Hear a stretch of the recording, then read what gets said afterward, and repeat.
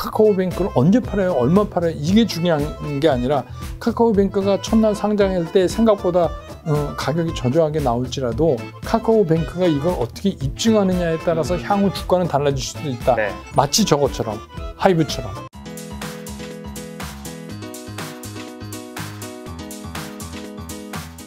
아까 저랑 이제 차 한잔 마시면서 하신 말씀이 근데 이런 그 테이퍼링 같은 이슈도 있지만 그 전에 어쨌든 하방 경직성이 좀 있는 게 그 유동성이 워낙 많이 풀렸기 때문에 크게 떨어질 것 같지는 않다. 네, 그러니까 이제 두 가지죠. 유동성이 굉장히 좋잖아요. 네. 그리고 구체적으로 아까 말씀드린 것처럼 구체화되는 그 유동성의 축소가 현실적으로 나타나기 전에는 시장이 그렇게 델리케이트한 반응을 안 해요. 왜냐하면 시장은 낙관론자들이 많기 때문에 일단 그걸 덮어요. 걱정거리 자꾸 덮는단 말이에요. 위장막으로. 그 안에서 막 버섯처럼 자라고 있는데 다 알지만 얘기를 안 해요. 이게 이제 시장의 생리란 말이에요. 네. 그렇지만 이게 그런 상황에서는 유동성이 그대로 있으니까 뭔가가 나가야 되는데 아까 말씀드린 것처럼 모멘텀도 없고 그동안 많이 올라서 각각 섹터별로 다 고공권에 있고 그러니까 이런 거죠. 누가 앞장서서 나갈래? 이거잖아요. 그러니까 한쪽 섹터가 하루 이틀 끌면 네. 또 쉬고 또 딴 게 쟤도 저만큼 갔네? 이거 또 가고 이거는 결국 유동성이 뺑뺑뺑뺑 돌 수밖에 없다. 네. 그러니까 하방 경직성은 상당히 많이 생긴다. 네. 그런 이유 하나. 두 번째, 학습 효과라는 게 있어요. 네. 이게 뭐냐면 작년서부터 이렇게 계속 끌어오면서 시장이 폭락을 안 하고 일정 부분 떨어지면 계속 올라왔죠. 예, 그러니까 우리 이제 흔한 말로 밀림 사자. 밀리면 사자인데 이제 밀림 사자 이렇게 얘기하는데 요새 그 밀림 사자에 대한 굉장히 신뢰가 있어요.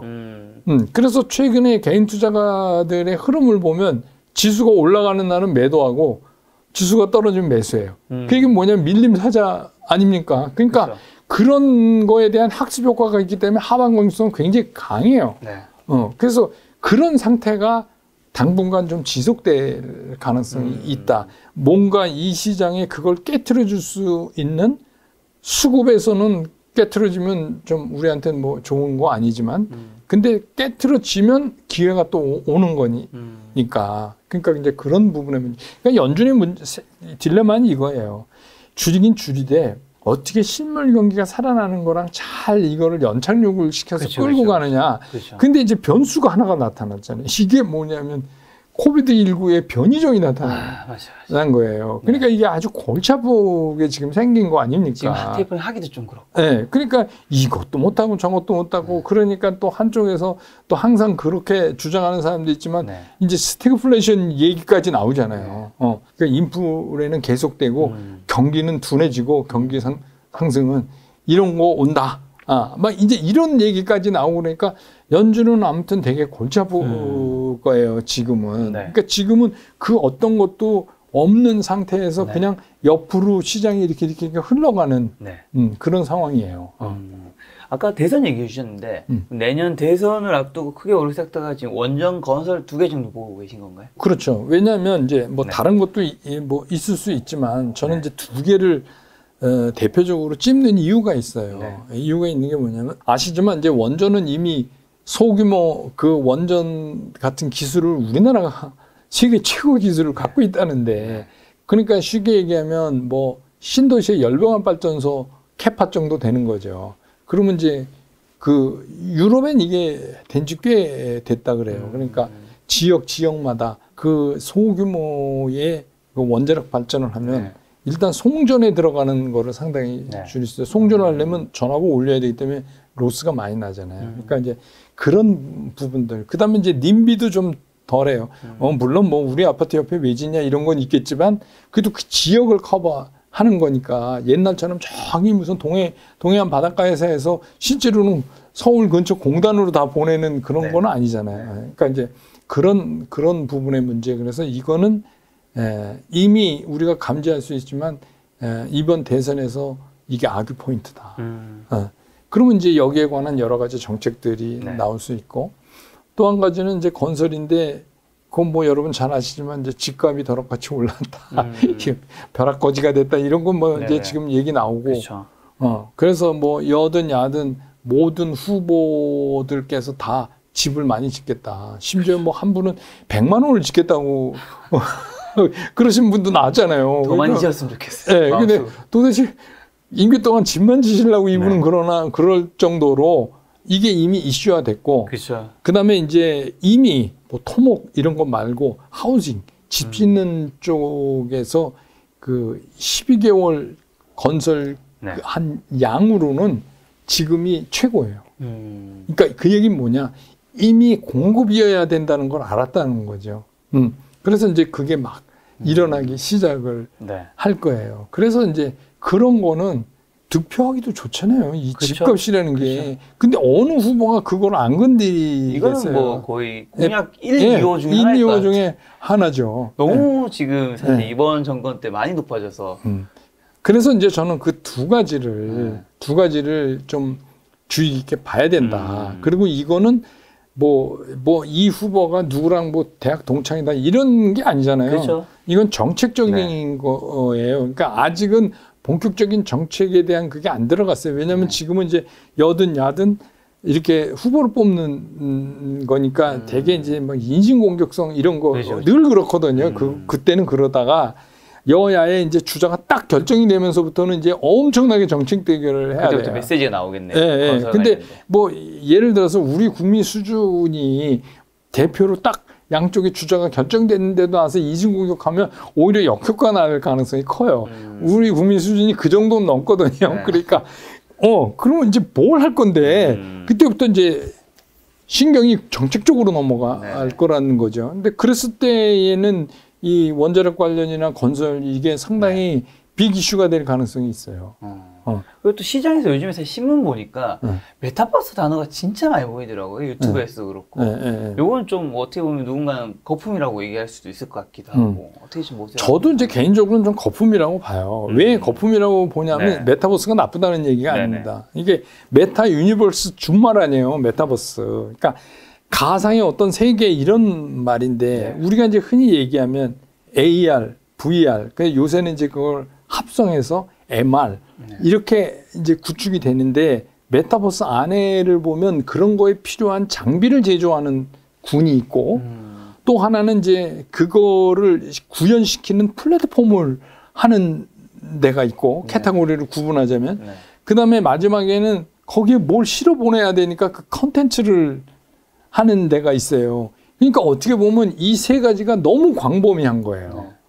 그러니까 여기에 관련된 회사들이 엄청나게 많은 거예요. 그러니까 예를 들어서 A라는 회사가 자기네가 뭔가 사업을 영위하고 있는데 거기서 한 3% 정도가 지금 말씀드린 거기에 관여가 돼. 그러면 자꾸 시장에서는 이게 메타버스 관련주라고 이렇게 얘기를 한다는 거예요. 그래서 얼마 전에 뭐예요? 알차나 스스로 아니라고 그랬잖아요. 우리 메타버스 아닙니다.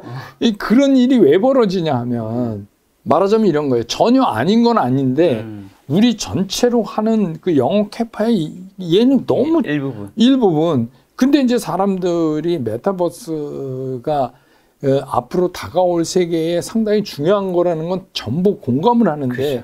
그러면 주식시장에서 공감만 하면 뭐합니까? 관련된 주식을 사야 될 거 아니에요. 그러니까 하다 보니까 이게 너무 확장이 됐어요.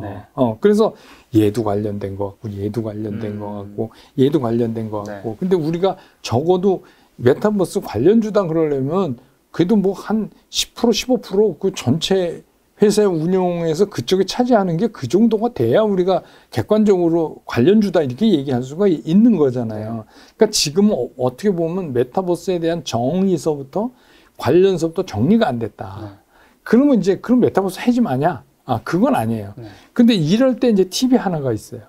뭐냐면 여러분 다 기억하시겠지만 지금은 메타버스가 이렇게 보면 당장 돈 버는 게 아니에요. 이렇게 간다는 거 그렇죠. 아닙니까?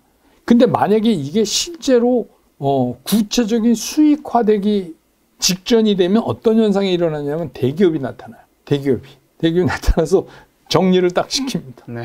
정리를 딱 시켜서 그럼 우리가 할게. 뭐 여러분 아시지만 배터리도 사실 그랬어요. 배터리도 지금 3사로 딱 정리됐어요. 그쵸. 왜? 돈이 되니까. 그 메타버스도 마찬가지예요. 그래서 이제 여기에서 이거를 고르시려면 그런 개연성이 상당히 높은 쪽에 그러니까 그런 큰 데랑 같이 일을 하고 있다거나 거기에 뭔가 연결이 돼 있거나 그런 쪽이 그래도 덜 좀 리스크가 있지 않을까. 그러니까 왜냐하면 우리는 리스크를 줄이는 게 굉장히 중요하잖아요. 그렇죠. 네, 그래서 메타버스 관련주 뭐 인터넷에 한번 쳐보세요. 네. 막 한 30개도 넘어요.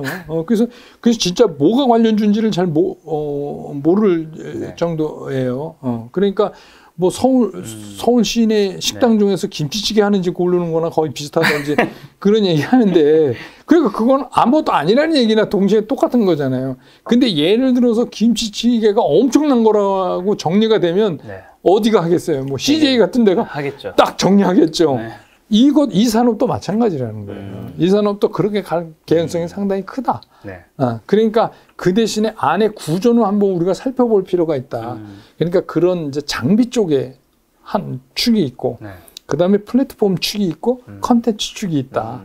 그런 데서 한번 이거는 컨텐츠인데 이건 대기업도 못 건드려. 그러면 뭐 그거는 가능성이 있다고 점수를 줄 수 있는 거고, 뭐 예를 들자면 그런 구조죠.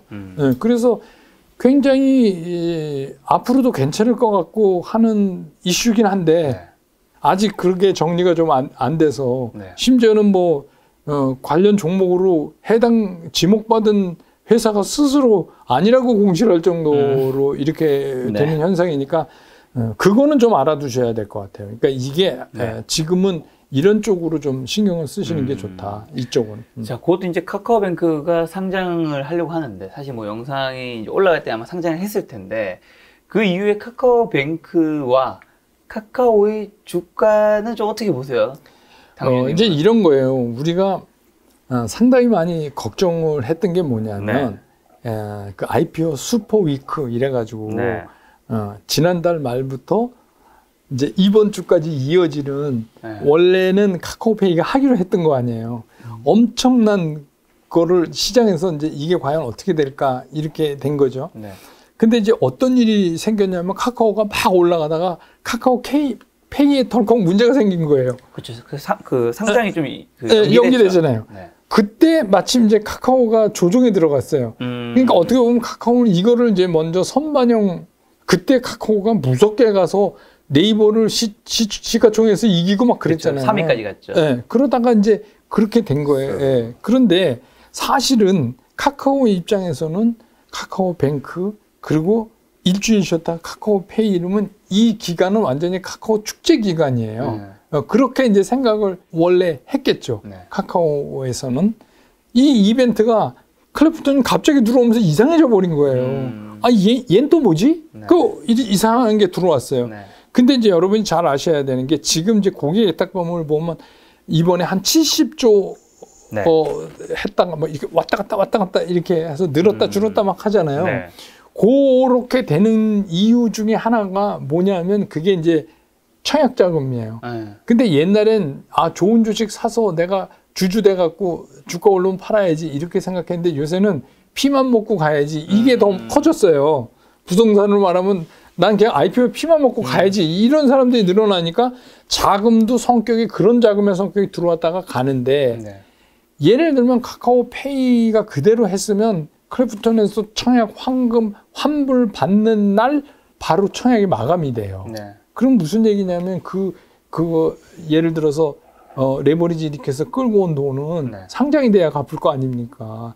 그 시차가 안 맞아요. 네네. 그래서 저는 어떻게 저는 그런 생각도 했어요. 야, 이거 카카오는 진짜 운이 좋거나 네. 아니면 감독원에서 이거 너무 비싸니까 다시 해와라 이러면 감독원한테 절해야죠. 네.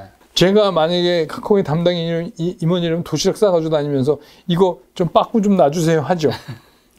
왜냐하면 네. 지금 하면 이거 흥행이 안 돼요.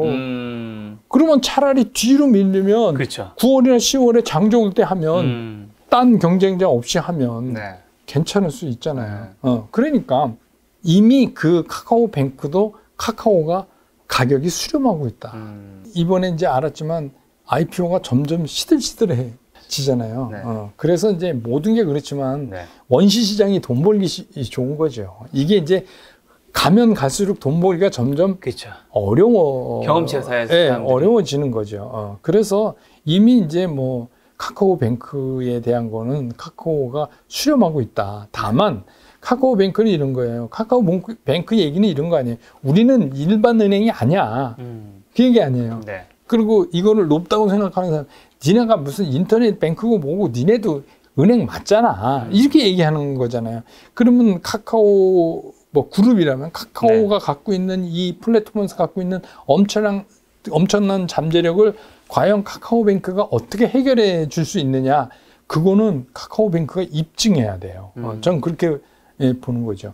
그러니까 뭐 카카오뱅크를 언제 팔아요? 얼마 팔아요? 이게 중요한 게 아니라 카카오뱅크가 첫날 상장할 때 생각보다 가격이 저조하게 나올지라도 카카오뱅크가 이걸 어떻게 입증하느냐에 따라서 향후 주가는 달라질 수도 있다. 네. 마치 저것처럼 하이브처럼. 그때도 뭐, 야, 니네 뭐 BTS만 가지고 있다고 뭐 니네가 뭐 엔터테인먼트 회사지 뭐 되겠어? 이렇게 됐던 거 아니에요. 네. 근데 후에 이게 차이가 있네. 이런 거를 보여주면서 주가가 살아나잖아요. 카카오뱅크도 입증해야 되는데 그건 카카오뱅크가 해야 돼요. 네. 카카오뱅크가 이거 봐. 다르지? 그러니까 우리가 KB금융보다 더 가도 되는 거지? 라는 거를 시장에 인식시켜야 되는 거죠. 그러니까 이거는 그런 시각에서 카카오뱅크는 보는 게 저는 맞다고 보는 거죠. 네. 카카오페이가 이제 10월에 상장이 연기됐으면 사실 이게 주가가 카카오도 이제 카카오뱅크 상장 몇 개월 전에 계속 오르다가 거의 다가왔을 때 좀 떨어지고 다른 주식들도 그런 패턴이 좀 있었잖아요. 네. 그러면 이제 카카오도 카카오페이 상장이 10월이면 좀 오르다가 다시 좀 떨어질 확률이 경험적으로는 있을 텐데 이미 떨어졌잖아요. 네. 저 그건 이미 떨어졌다고 보는 거예요. 이미 거의 반영된 네. 거다. 그래서 제가 이제 뭐 기술적으로 보면 네. 카카오는 더 조정 기간이 길어진다. 왜냐하면 페이가 뒤로 밀어진 것처럼. 그래서 축으로 기준선을 14만 5천 원 선에 놓고 네. 그 조정을 좀 더 기간 조정이 필요하다. 그러니까 그 전에 왔다가 지금 이 떨어져서 이렇게 옆으로 가면서 힘들게 요새 움직이는 이유는 이미 우리가 얘기한 그 이유 때문에 이렇게 가고 있는 거죠. 네. 이렇게 가고 있는 거예요. 근데 이게 이제 우리가 희망을 걸 게 전혀 없으면 이제 끝났다는데 이게 이제 페이가 또 뒤로 되면서 여기서 이제 상당한 손바뀜이 일어날 거고 여러분 아시지만 카카오는 작년에 사신 분들은 몇백 프로 그렇죠. 이익 보신 분들 있어요. 네. 500, 우리가 일반적으로 주식이라는 게 시장에 그 주식을 갖고 있는 사람들의 평균 매수 단가가 네. 현가에서 많이 벌어지면 네. 불안하죠. 근데 이제 지금 이런 기간 조정을 거치면서 여기서 많이 손바뀜이 일어나면 시장에 그 주식을 갖고 소유하고 있는 사람들의 평균 매수 단가가 현가에 상당히 근접하게 되는 거죠. 네. 그래야 그 다음에 동력이 또 생겨요. 이제 그런 의미로 카카오는 보시는 게 맞는 거 아니냐. 그렇다고 그래서 뭐 우리나라의 뭐 플랫폼 사업이 안 된다 이런 건 아니니까. 그런 측면에서 플랫폼이라고 하면 사실 네이버와 카카오 우리나라 대장주들인데 네. 이 뭐 카카오가 지금 단기적으로 이렇지만 네이버도 포함해서 장기적으로 지금 주가의 흐름은 좀 저는 굉장히 좋게 보거든요. 네. 플랫폼 기업을. 네. 제가 이제 작년 4월에 이 플랫폼 기업을 유심히 봐야 된다. 이렇게 말씀드릴 때 안 된다고 하시는 분들의 이유는 뭐냐면 얘네들은 도메스틱이다 이랬어요. 국내용이다. 그래서 시장이 한정적이다. 그렇죠. 이렇게 얘기를 했어요. 네. 근데 거기에는 이제 문제가 있는 게 예를 들면 어떤 하나의 물건을 만들어서 국내에서 파는 기업이라면 그럴 수 있어요. 옛날 제조업 기준이라면.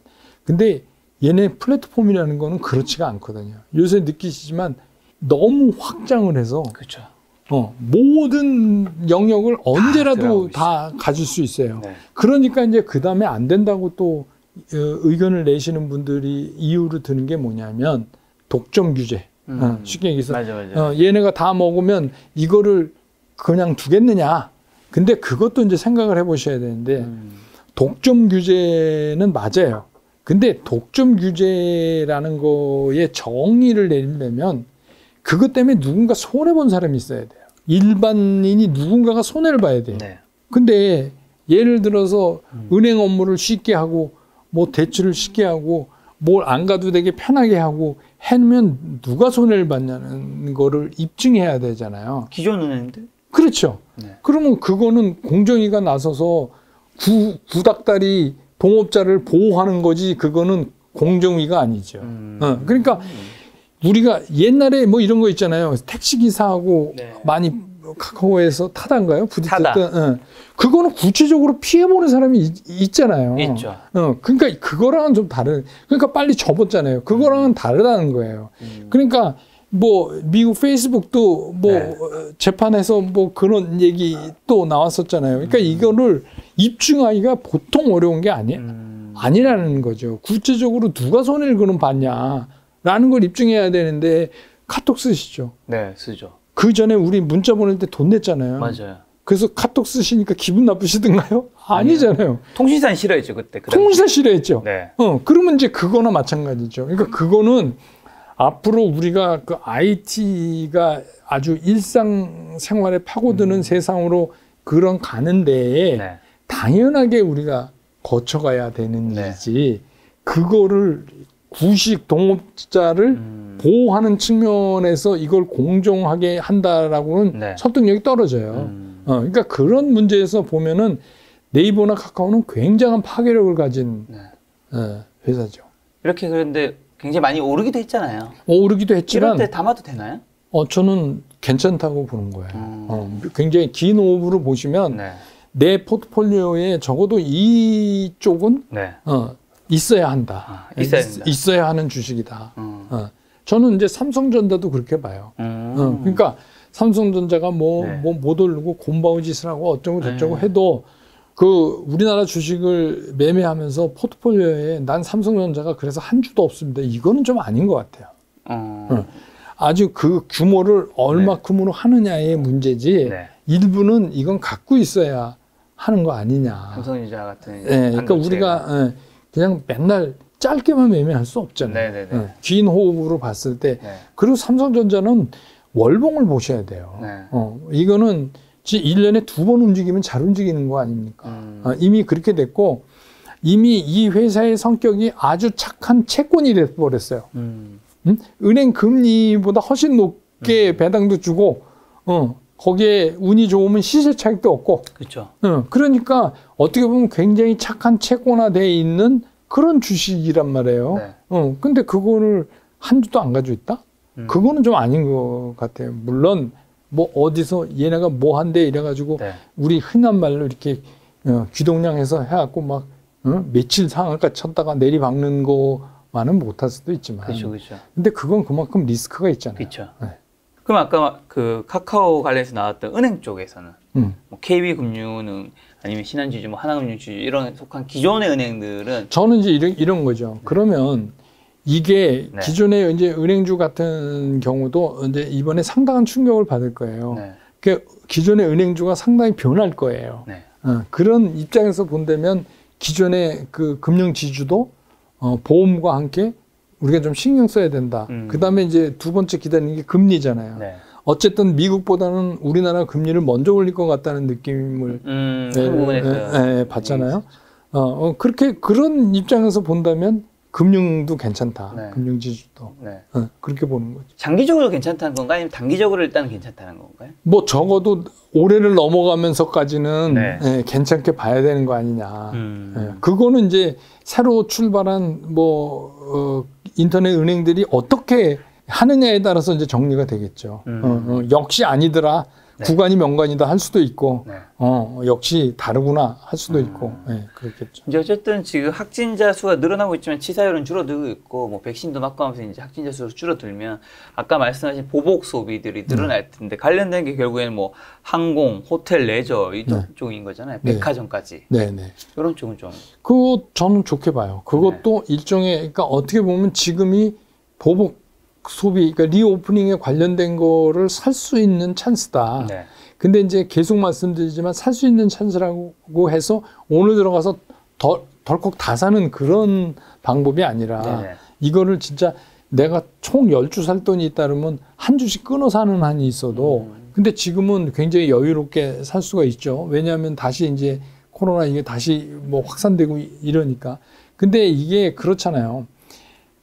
오늘 뭐 뉴스 보니까 우리나라도 이제 독자적으로 네. 코로나 백신을 이렇게 해서 긴급 사용하게 빨리 서두른다 이렇게 된다고 보니까 이게 이제 하반기로 갈수록 이게 딱 꺾이기만 시작하면 꺾이기만 시작하면 굉장히 이쪽이 빨리 나가는데 한 가지 이제 조심하셔야 될 거는 네. 뭐냐면 그래서 뭐 리오프닝 한다고 무조건 다 오르냐 그거는 좀 아니에요. 근데 거기서는 좀 따져봐야 되는 게 뭐냐면 근데 얘 버틸만 하나야? 이거를 한번 보셔야 돼요. 그러니까 네. 돈이 거덜이 나갔고 네. 리오프닝 돼도 아무것도 할 수 없는 회사 있잖아요. 네. 뭐 증제를 해야 된다거나 네. 그렇지 않으면 뭐 움츠고 뛸 수도 없는 상황까지 가 있는 거는 그거는 하면 안 되죠. 네. 그렇지만 어느 정도 버티거나 또 뭐 경우에 따라서 호텔신라 같은 경우는 흑자도 냈잖아요. 그러니까 그런 것들은 네.